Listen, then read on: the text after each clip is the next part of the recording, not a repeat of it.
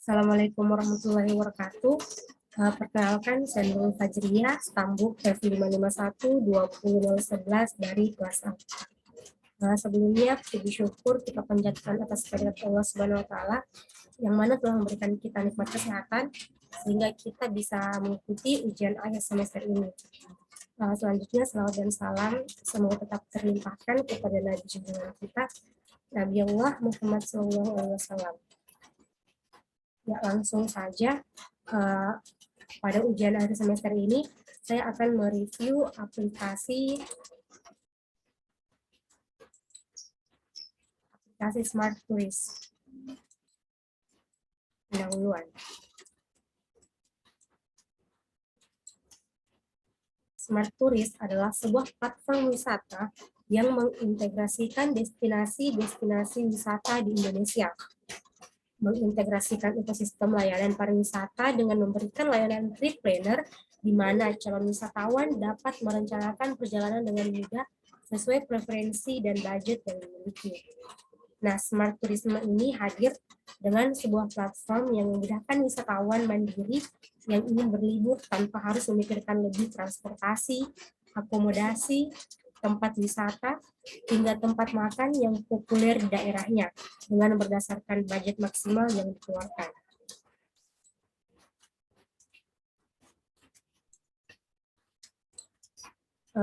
Selanjutnya, keunggulan dari Smart Tourist. Yang pertama, menjadi sebuah platform satu-satunya yang ada di Indonesia dengan menggabungkan beberapa elemen, mulai dari transportasi, akomodasi, destinasi wisata, hingga rekomendasi tempat makan yang populer di daerah yang dikunjunginya.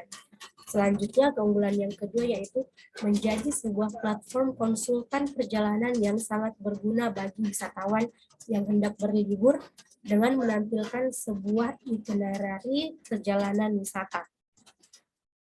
Selanjutnya yang ketiga, bekerja sama dengan para pelaku usaha wisata di daerahnya untuk menggunakan dan memajukan masyarakat di daerahnya tersebut. Yang keempat, memiliki fitur preferensi dan budget yang dapat digunakan dengan mudah bagi wisatawan. Dan yang terakhir yaitu menampilkan invoice dari transaksi yang digunakan. Pemerintah meningkatkan target kunjungan pada tahun 2019 sebesar 20 juta wisatawan mancanegara. Jumlah tenaga kerja industri pariwisata juga ditargetkan naik dari 10,3 juta tahun 2014 menjadi 13 juta di tahun 2019. Jadi ini bisa dibilang latar belakang dari dibuatnya aplikasi Smart Tourism ini. Sebagai pengelola pariwisata daerah, tentu ini jadi hal yang penting untuk diperhatikan. Tingginya target ini memberi angin segar karena artinya pemerintah pusat fokus dukung perkembangan pariwisata daerah. Namun, ini juga jadi pekerjaan rumah yang wajib diselesaikan dengan strategi yang tepat agar target tersebut bisa terpenuhi.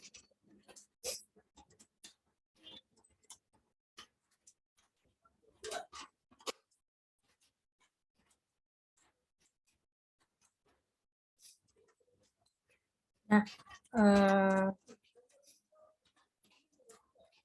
tujuan utama dari aplikasi ini yaitu mengoptimalkan industri pariwisata dengan sentuhan teknologi. Indonesia merupakan negara dengan luas wilayah 1.905 km persegi yang terletak di antara dua benua dan dua samudra.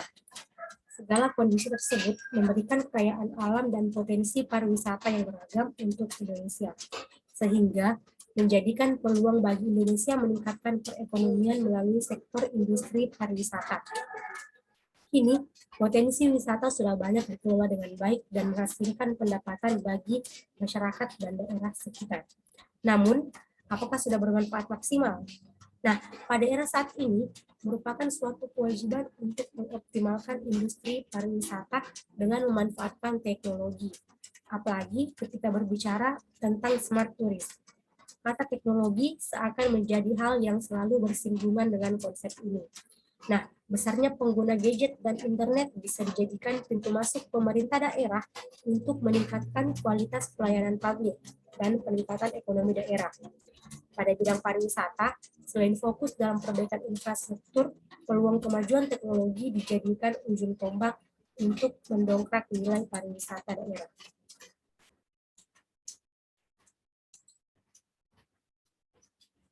Bangun smart tourist untuk peningkatan taraf ekonomi. Nah, ini merupakan tujuan kedua, yaitu sebagai peningkatan taraf ekonomi. Nah, hadirnya teknologi dalam industri pariwisata telah menciptakan lingkungan baru dalam dunia pariwisata.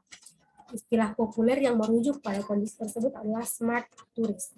Smart tourist merupakan salah satu pilar dari smart city serta menjadi salah satu unsur penting dari smart ekonomi. Smart tourist didefinisikan sebagai platform pariwisata ICT terintegrasi.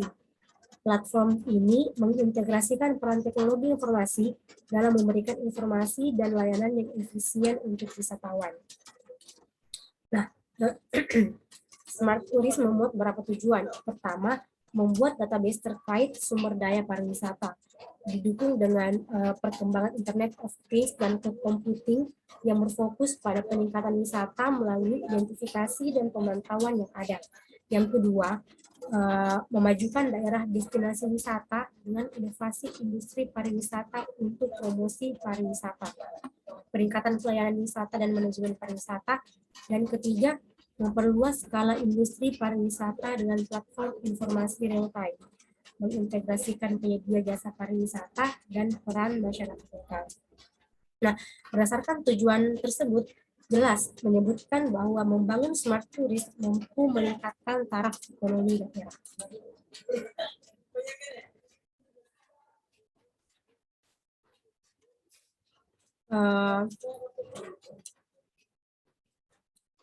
Dinas Pariwisata, Pemuda dan Olahraga Kabupaten Kampar saat ini.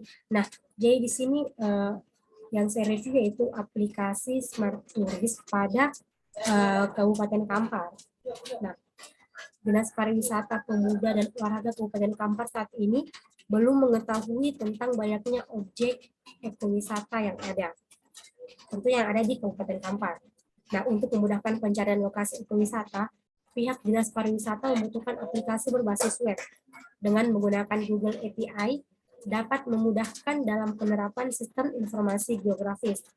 Salah satu tujuan pembuatan sistem ini adalah untuk membantu Dinas Pariwisata dalam hal pencarian informasi lokasi ekowisata yang ada di Kabupaten Kampar. Perancangan aplikasi menggunakan aliran sistem informasi, diagram konteks, DFD, dan ERD. Metode pengujian yang digunakan adalah black box. Aplikasi ini dapat menuntun calon wisatawan ke tempat wisata yang dituju dengan bantuan Google Maps. Nah, manfaat dari aplikasi ini yaitu dapat membantu pemerintah daerah Kabupaten Kampar dalam mempublikasikan wisata yang ada di Kabupaten Kampar. Serta aplikasi ini dapat membantu wisatawan mencari tempat wisata yang dituju. Nah, latar belakang dari dibuatnya aplikasi Smart Tourist pada Kabupaten Kampar. Nah, perkembangan yang pesat saat ini membuat arus kebutuhan dalam dunia teknologi informasi turut berkembang cepat. Internet sebagai salah satu media untuk mendapatkan informasi juga semakin mudah diakses dari mana saja. Dengan berkembangnya teknologi internet, masyarakat semakin dimudahkan dalam melakukan segala macam fasilitas dan proses. Salah satu contohnya adalah mencari lokasi ekowisata di Kabupaten Kampar, di mana terkadang masyarakat umum sangat sulit mencari lokasi ekowisata pada saat mereka ingin bepergian dan juga saat liburan tiba. Apalagi untuk wisata dari luar negeri atau mancanegara. Sedangkan kita sebagai masyarakat lokal pasti kesulitan, apalagi masyarakat yang dari luar negeri. Nah, khususnya masyarakat yang berasal dari luar Kabupaten Kampar. Sistem informasi geografis semakin dibutuhkan oleh banyak kalangan masyarakat. Misalnya informasi jarak antar daerah, lokasi, fasilitas, dan banyak informasi lainnya. Informasi tersebut diperlukan pengguna untuk berbagai keperluan seperti penelitian, pengembangan, perancangan wilayah, serta manajemen sumber daya alam. Sistem informasi geografis ini dapat membantu penyajian suatu peta yang lebih interaktif, di mana pengguna dapat mengakses informasi geografis yang lengkap hanya dengan menggunakan komputer, web browser, dan jaringan internet.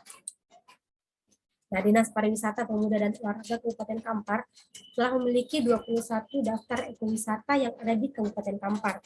Sayangnya, masih banyak sekali objek-objek ekowisata yang belum terpublikasi di Kabupaten Kampar. Bahkan dari pihak Dinas Pariwisata juga belum banyak mengetahui bahwa di Kabupaten Kampar masih banyak objek-objek yang layak dan harus dipertimbangkan untuk dijadikan salah satu tujuan wisata. Nah, ini merupakan alasan utama mengapa dibuatnya aplikasi Smart Tourist pada Kabupaten Kampar. Nah, sebelum masuk ke aplikasinya, terlebih dahulu saya akan menjelaskan mengenai sistem informasi geografis. Sistem informasi merupakan suatu perkumpulan data yang terorganisasi beserta tata cara penggunaannya yang mencakup lebih jauh daripada sekedar penyajian. Nah, istilah tersebut menyiratkan suatu maksud yang ingin dicapai dengan jalan memilih dan mengatur data serta menyusun tata cara penggunaannya.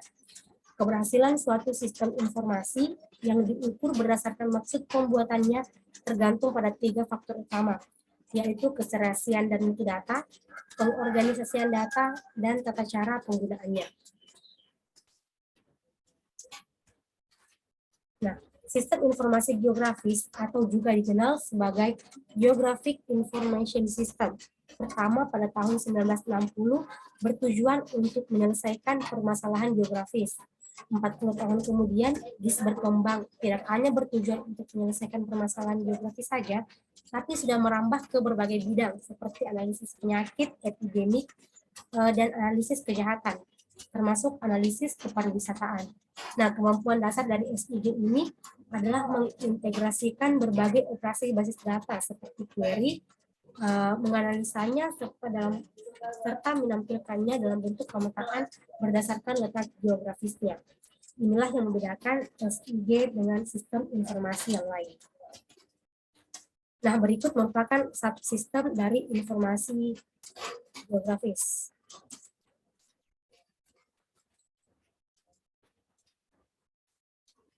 Yang pertama yaitu data input. Nah, subsistem ini bertugas untuk mengumpulkan dan mempersiapkan data spasial dan data atribut dari berbagai sumber. Subsistem ini juga bertanggung jawab dalam mengkonversi atau mentransformasikan format-format data aslinya ke dalam format yang dapat digunakan oleh SIG. Yang kedua yaitu data output. Subsistem ini menampilkan atau menghasilkan keluaran seluruh atau sebagian basis data, baik dalam bentuk soft copy maupun dalam bentuk hard copy, seperti tabel, grafik, peta, dan lain-lain. Selanjutnya data manajemen. Nah, subsistem ini mengorganisasikan baik data spasial maupun atribut ke dalam sebuah basis data sedemikian rupa sehingga mudah dipanggil, diupdate, dan diedit. Dan yang terakhir, analisis dan manipulasi data. Subsistem ini menentukan informasi yang dapat dihasilkan oleh SIG, juga memanipulasi dan pemodelan data untuk menghasilkan informasi yang diharapkan. Nah, selanjutnya kita masuk pada contoh aplikasi, yaitu aplikasi Smart Tourist pada Kabupaten Kampar. Nah, ini merupakan halaman login, jadi langkah pertama yang harus dilakukan agar petugas dapat menjalankan aplikasi geowisata ini ialah melakukan login terlebih dahulu. Nah, di sini kita login sebagai admin dan memasukkan password. Nah, setelah administrator berhasil melakukan login, maka aplikasi akan secara langsung menampilkan form selamat datang admin. Nah, ini merupakan form selamat datang kepada admin yang baru saja login. Nah, setelah administrator berhasil melakukan login, maka barulah admin bisa melakukan pengolahan data wisata, yaitu menambah data wisata. Nah, di sini kita dapat masukkan data wisata yang ada pada Kabupaten Kampar. Nah, setelah semua field data wisata dimasukkan dengan benar, maka ketika admin mengklik tombol simpan, maka data wisata akan langsung tersimpan di database. Data yang sudah tersimpan masih dapat diedit lagi apabila terjadi kesalahan di dalam penginputan data wisata.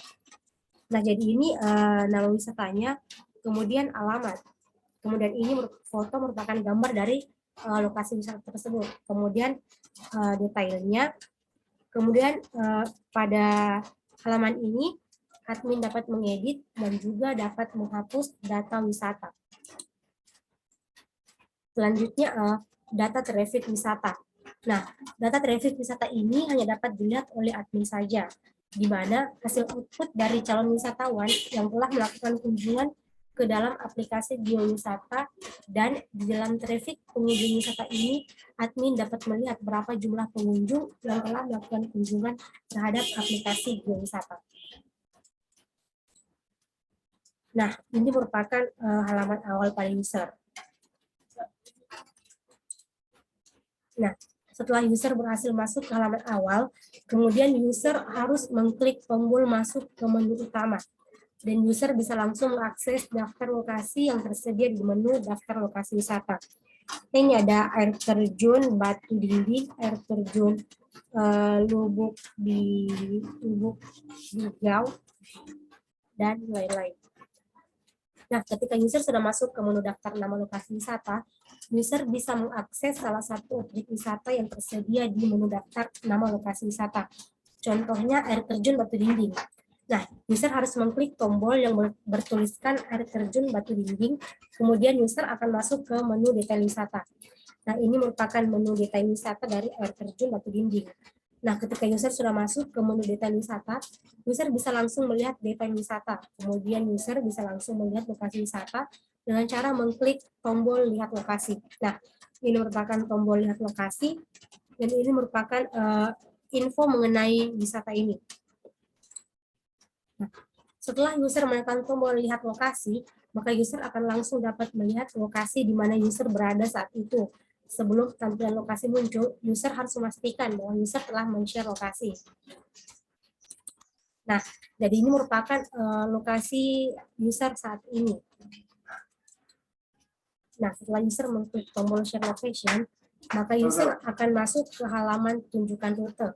Lalu user harus mengklik tombol tunjukkan rute, dan kemudian akan langsung dapat melihat rute perjalanan menuju lokasi wisata yang akan dijadikan tujuan wisata. Nah,